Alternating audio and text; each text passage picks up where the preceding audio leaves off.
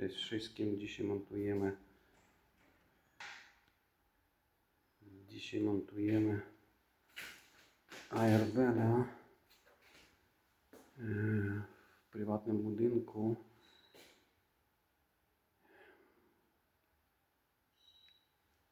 Mniej więcej w tym miejscu z zastosowaniem pompki odpływu skroplin. Pompka u nas, tak jak mówiło kiedyś, Rewko, i postupowo będę nagrywać ten montaż. Pomieszczenie tak mniej więcej u nas z 30 to na strychu, także myślę, że da radę. To u nas Airbel 3,5 kW Harmonia.